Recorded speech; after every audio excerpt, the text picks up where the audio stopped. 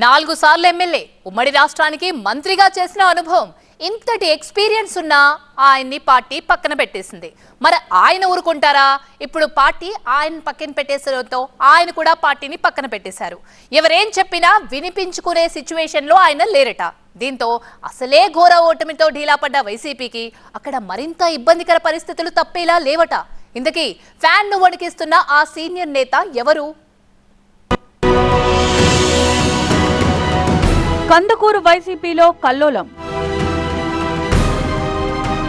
Party మారుతున్న మహీధర్ రెడ్డి. మాజీ మంత్రి మౌనం దేనికి సంకేతం? హైకమాండ్ దూతలను పంపినా తగ్గట్లేదా? ఉమ్మడి ప్రకాశం జిల్లా కందుకూరు నియోజకవర్గంలో రాజకీయాలు మానుగుంట, దివి కుటుంబాల మధ్య సాగేవి.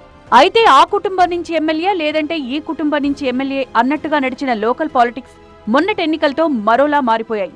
2014 తర్వాత దివి శివరాం కుటుంబం పోటీకి దూరం అవగా మానుగుంట ఫ్యామిలీ నుంచి మహీధర్ రెడ్డి బరిలో నిలుస్తూనే ఉన్నారు.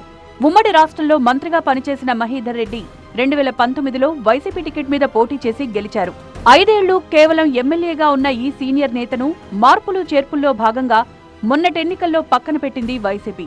నాటి కనిగిరి ఎమ్మెల్యే బుర్రా మధుసూదన్ యాదవ్ ను తీసుకొచ్చి కందుకూరులో నిలబెట్టింది. అలా చేయడం కందుకూరు రాజకీయాల్లో తనకు పెద్ద మైనస్ అవుతుందని వైసీపీ అప్పుడు ఊహించుండదు. కానీ ప్రస్తుత పరిణామాలు మాత్రం దానికి ప్రత్యక్ష నిదర్శనంగా నిలుస్తున్నాయి. తనను కాదని మరో నియోజకవర్గం నుంచి వచ్చిన నేతకు అవకాశం ఇచ్చినా అంతా సహకరించాలంటూ క్యాడర్కు బహిరంగంగా పిలుపునిచ్చారు మహీధర్ రెడ్డి. అయితే అంతర్గతంగా అనుకున్న స్థాయిలో సహాయ సహకారాలు అందలేదు అన్న ఆరోపణలున్నాయి.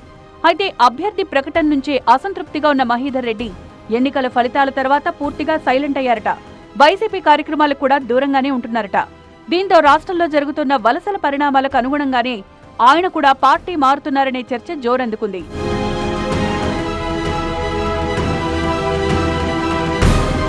చర్చలు, ప్రచారాలు ఎలా ఉన్నా జరుగుతున్న పరిణామాలు చూస్తుంటే మహీధర్ రెడ్డి వైసీపీని వీడ్డం ఖాయంగా కనిపిస్తోంది.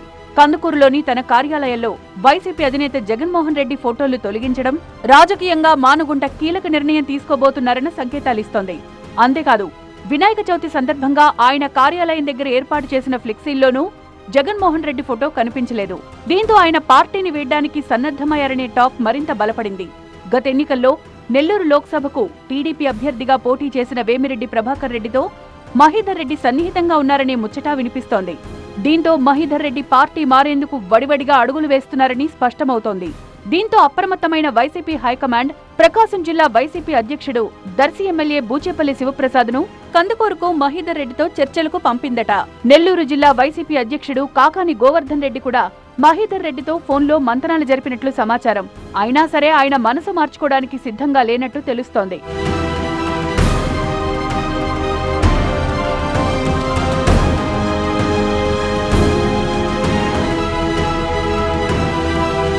వైసీపీని వీడితే మహీధర్ రెడ్డి ఏ పార్టీలో చేరతారన్న చర్చ కూడా బలంగానే జరుగుతోంది. ఇప్పుడు టీడీపీ వైపే ఆయన మొగ్గు చూపుతున్నట్లు కొన్నాళ్లుగా ప్రచారం ఊపందుకుంది. గత అసెంబ్లీ ఎన్నికల సమయంలోనూ టీడీపీ అధిష్టానం మహీధర్ రెడ్డితో మంతనాలు జరిపిందట.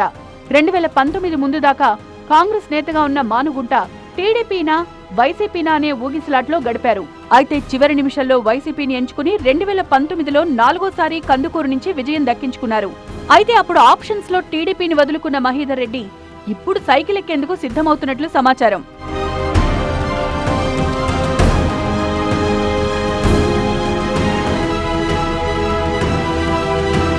ఎలాగో త్వరలో జరగబోయే పునర్విభజనలో కందుకూరు 2 నియోజకవర్గాలుగా ఏర్పడే అవకాశం ఉందట.